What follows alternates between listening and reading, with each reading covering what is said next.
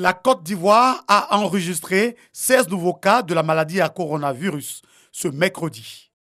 Le ministère de la Santé et de l'Hygiène publique a enregistré ce mercredi 15 avril 2020 16 nouveaux cas de Covid-19 sur 238 échantillons prélevés et 32 nouveaux guéris. À ce jour, la Côte d'Ivoire enregistre au total 654 cas confirmés, 146 guéris et 6 décès.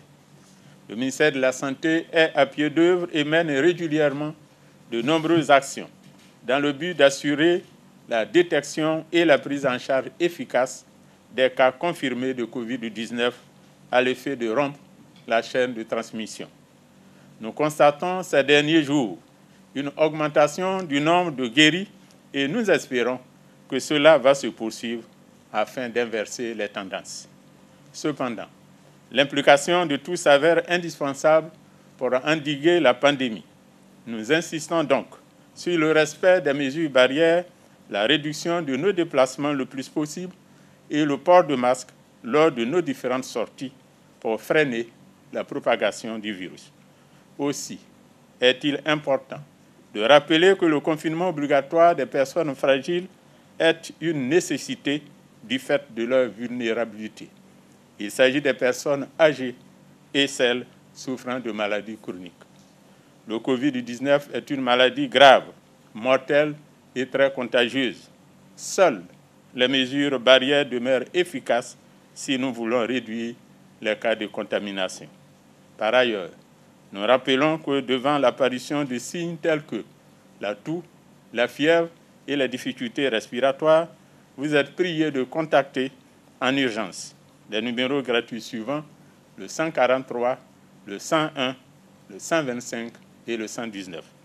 Le ministère de la Santé et de l'Hygiène publique remercie et félicite tous les acteurs de la santé pour l'engagement dont ils font preuve dans le cadre de la lutte contre cette pandémie. Les autorités ivoiriennes ont prorogé l'état d'urgence au 30 avril et la fermeture des établissements scolaires et universitaires au 17 mai 2020. La Banque mondiale, le Fonds monétaire international FMI et aujourd'hui le G20, tous engagés à donner un coup de pouce aux économies africaines.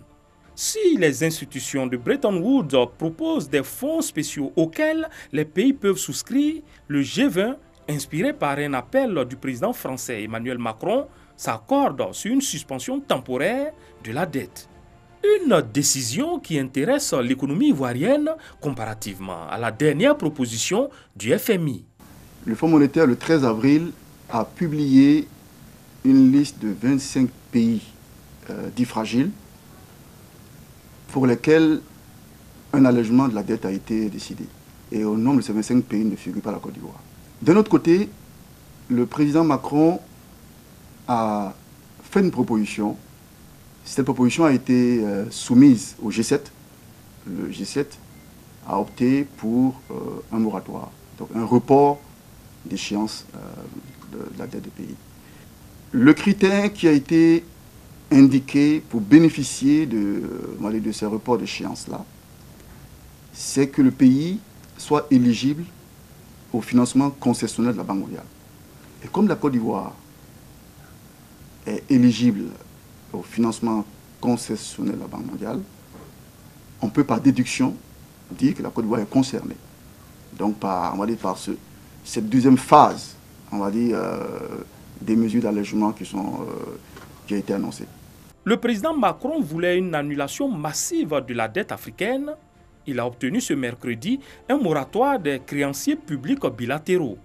Quel pourrait être le niveau de la dette ivoirienne impactée par cette disposition? Tout va dépendre du périmètre de la dette concernée. Vous savez, on a ce qu'on appelle la dette multilatérale, c'est la dette qui est due aux institutions telles que la BAD, le Fonds monétaire, la Banque mondiale. Il y a ce qu'on appelle la dette due aux bailleurs bilatéraux, comme la France, l'Allemagne, qui sont en général d'autres États. Et puis, il y a la dette commerciale, qui, elle, est due à des bailleurs privés. Selon que toute la dette va être concernée, le montant va diverger. Ensuite, selon qu'on ne s'intéresse qu'au principal de la dette, ou qu'on s'intéresse au principal et aux intérêts de la dette, les montants vont varier. Tout compte fait, le pays qui a défini un plan de riposte économique et sociale de 1700 milliards de francs CFA espère tirer le maximum d'avantages de ce report du service de la dette. Un report d'échéance de dette, c'est autant de ressources qu'on va économiser. C'est autant d'espace budgétaire que l'État va générer et autant de ressources que l'État va affecter au financement de son plan de soutien économique. C'est également autant de ressources qui pourraient venir atténuer l'effet des baisses de recettes qu'on pourrait enregistrer on va dire dans la suite des temps. La crise de la maladie à coronavirus Covid-19 impose au continent africain sa première récession après 25 années d'embellie économique.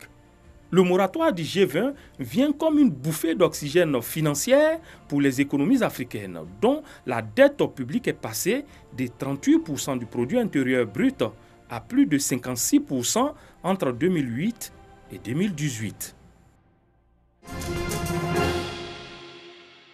Le groupe de réflexion islamique spirituelle et ésotérique GRISE a fait un don de sacs de riz, de gel hydroalcoolique et de dispositifs de lavage de mains d'une valeur totale de plus d'1 million de nos francs à la mairie d'Adjamé ce mercredi.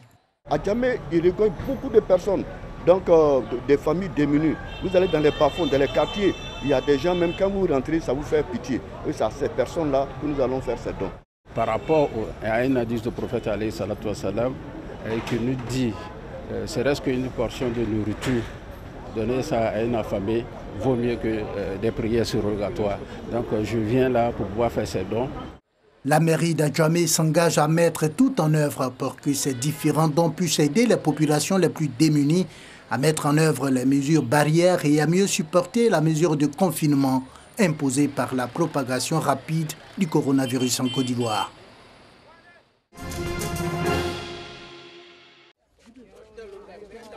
Décriés, pourchassés par les policiers.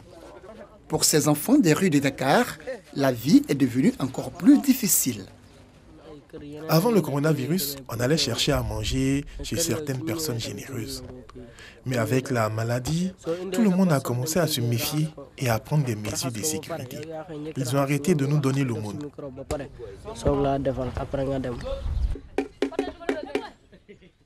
Loin de Dakar, l'ONG Village Pilote leur offre un refuge.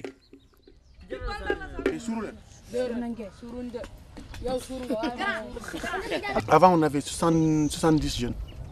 70 jeunes ici au tremplin, au village de Plaine de la Cruz. Mais depuis une semaine, actuellement, ils sont 120. Ils sont 120 en tout.